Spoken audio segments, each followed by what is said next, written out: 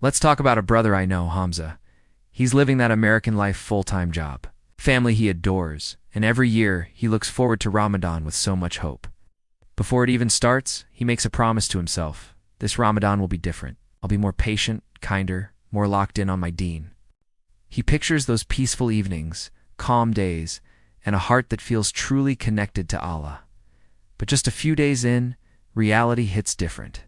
He's up at 4:30 a.m. for suhoor. His eyes are heavy, his body is screaming for sleep, but he pushes through for the blessings of the fast. After eating and praying Fajr, he tries to get a little more rest. But it feels like he blinks, and his 6:30 alarm is blaring. Time to get ready for work. The day has barely begun, and he's already running on empty. Driving to work, stuck in traffic, someone cuts him off. Any other day, he'd probably just let it go, but today, he feels that tightness in his chest, that flash of irritation. He doesn't honk or yell, but the anger just simmers inside him. By late morning, the caffeine withdrawal headache kicks in. He never realized how much he relied on his morning coffee until now. His mouth is dry, his energy is gone, and simple tasks at his desk feel like climbing a mountain. Then, an email from his manager. Need that report by EOD. The pressure mounts. He's tired, slow, and can't even focus.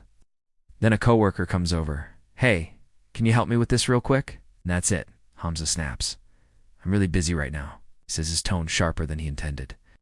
The coworker just backs away, and Hamza is left staring at his screen, his heart feeling even heavier. He whispers to himself, I'm fasting. Why am I acting like this?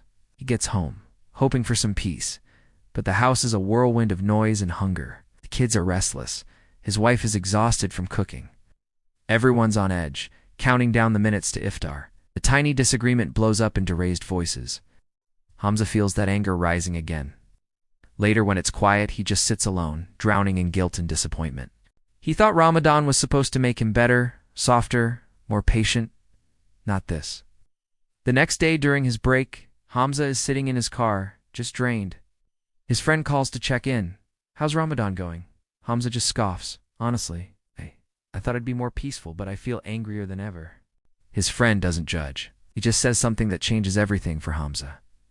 Brother, fasting doesn't just show us our strengths. It exposes our weak spots. If anger is what's coming out, that's the part of you Ramadan is here to heal.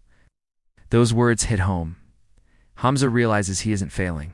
He's being shown exactly where he needs to grow. His friend gives him some simple advice. Expect to be on edge. Your body is tired and dehydrated.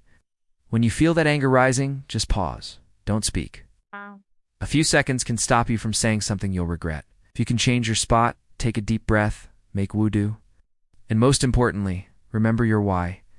Remember you're doing this for Allah. The next time he's stressed at work, he feels it coming, but this time he stays quiet. He takes a slow breath and reminds his heart, I'm fasting. That small moment of control feels like a huge win. At home, when the pre-iftar chaos starts, he feels his patience slipping again. But instead of raising his voice, he walks away, splashes some water on his face, and comes back a little calmer. Ramadan doesn't magically get easy. He's still tired, still hungry, still human. But now, every time he masters his anger, he feels stronger inside. His soul is learning discipline right alongside his body. By the end of the month, Hamza gets it. Fasting isn't just about staying away from food and water. It's about controlling our words, our tone, our reactions. Of actions in America, life doesn't pause for Ramadan. The job, the stress, the responsibilities, they all keep going. And maybe that's why the reward is so immense. Every time he chooses patience, when it's hardest in traffic at work, with family, he's building a strength that will last long after the hunger is gone. So if you're feeling like Hamza, tired, overwhelmed, and not as angelic as you'd hoped, know that you're not alone, and you're not a bad Muslim. You're in training. Every time you pause, instead of reacting, every time you swallow your anger, you are succeeding in the way that truly matters.